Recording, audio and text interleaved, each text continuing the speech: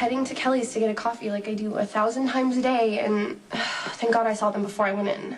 What did you see exactly? 3 guys with baseball bats, smashing up Kelly's, beating poor Mike to the ground. You know how sometimes your brain can't process what your eyes are seeing because it's so surreal? That's exactly what happened to me. And when it looked like one of them was turning my direction, I called 911 and ran. Okay, could you ID any of these guys if you saw them again? Sorry, I didn't see any of their faces.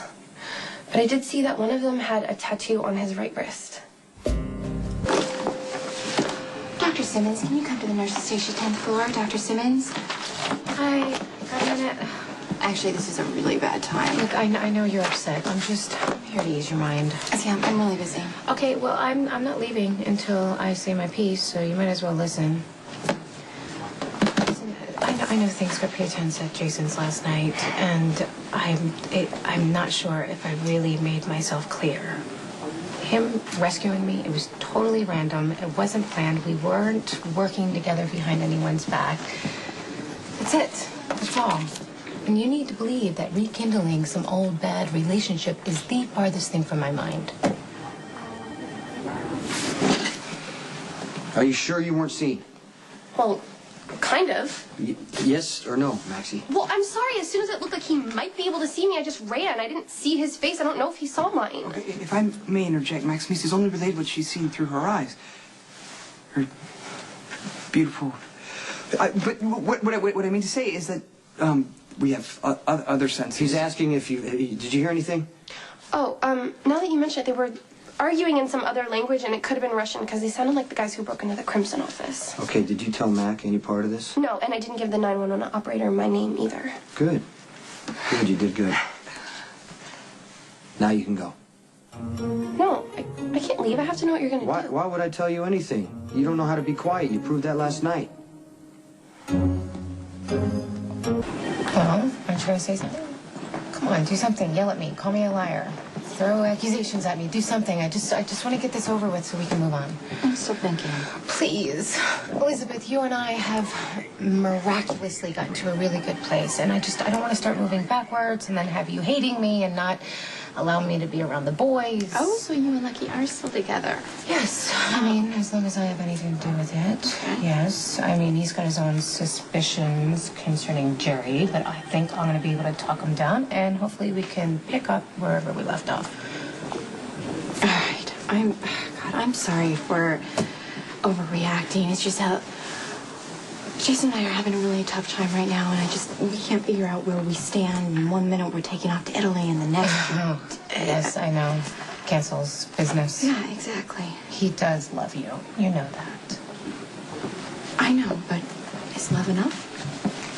Apparently Jason doesn't think so, and I'm starting to think maybe he's right. Not to dump my problems on you or anything. No, I don't mind, actually. No, it's okay. I've said enough. Okay, wait a minute. Since we're being honest and open and stuff, I'm gonna keep things straight with you. I am not trying to move in on your territory. Jason's been a non-issue for me for a really long time, and nothing has happened to change that. Okay? Okay, thanks. Okay. Bye. How many times have I asked you to keep your mouth shut? You just said that I did good. Right. I'm not talking about Kelly's. I assume you're talking about Elizabeth. It's not like I went and told the police or anything. Well, you shouldn't have said anything at all. Okay, I'm sorry. I was wrong. I shouldn't have rubbed you and Sam in Elizabeth's face, but she was being really bitchy to me, and I couldn't help it. It doesn't even matter, because this is part of a bigger problem. Because of Spinelli, I've allowed you access to my home and my office, and you hear things you shouldn't hear, and he tells you things you shouldn't know. That's not very fair. I mean, I've proven to you over and over again that I know how to keep a secret. I need to speak to Spinelli alone. Fine.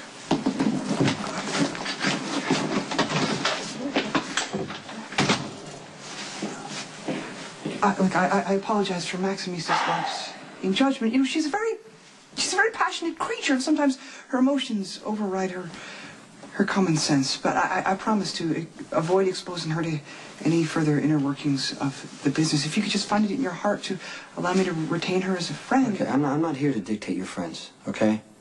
I'm just telling you, be careful, because Maxie has a little bit of Carly in her. They don't think any further ahead than the last person who upset them and how to get even. And innocent people get caught in their fallout. I am not going to let Elizabeth be one of them.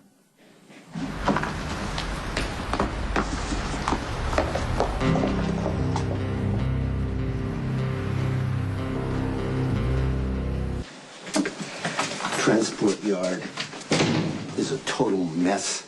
They Molotoved everything, the trucks, the cargo waiting to go. It's completely unsalvageable. What about the guards? Morgue. Yeah, this is going to get a lot worse before it gets better. The Karpov organization is determined to cut Mr. Corinthos off at the knees. They want to isolate him. They want to make sure he has nowhere to go. So, due to his recklessness, your war, the war that you fought to prevent, you're right in the middle of it now. I gotta say, if it were me, if I believed Karpov had shot and almost killed a woman I love, I don't know if I would have reacted any differently, Bernie. Well, I beg to differ with you. I have worked for you for a very long time, and I think I know how you operate. Before indulging a desire for revenge, you would consider the people who work with you, and you would see what they have to lose. Mr. Corinthos, not so much. The men are very angry with him for bringing this down. I'll talk with him. Just set up a meeting with all our lieutenants. It's already done.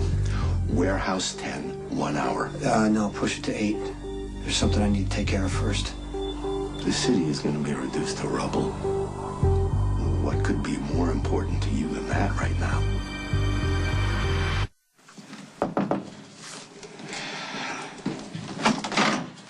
Maxie, what are you doing here? I owe you an apology. I kind of let anger override discretion. Oh, no, this should be good. I went to the hospital yesterday to see Robin, and Elizabeth was there. She was behind the desk leaving some whiny voicemail for Jason about how she needed to see him or whatever, and I asked nicely if there was anything for Robin behind the desk. She had the nerve to go off on me. And then she said she was going to say bad stuff about me to Spinelli, and that really pissed me off. So when I saw you and Jason at the penthouse later and you guys were all soaking wet, I mean, it looked suspicious on the surface, and I was still really mad at Elizabeth, so... I know. I'm sure you made a beeline to the hospital to tell Elizabeth that, he and I were hooking up or something. I'm so sorry, Sam. That was not fair to you or Jason. No, it's okay, It's probably actually a good thing that Elizabeth walked in when she did.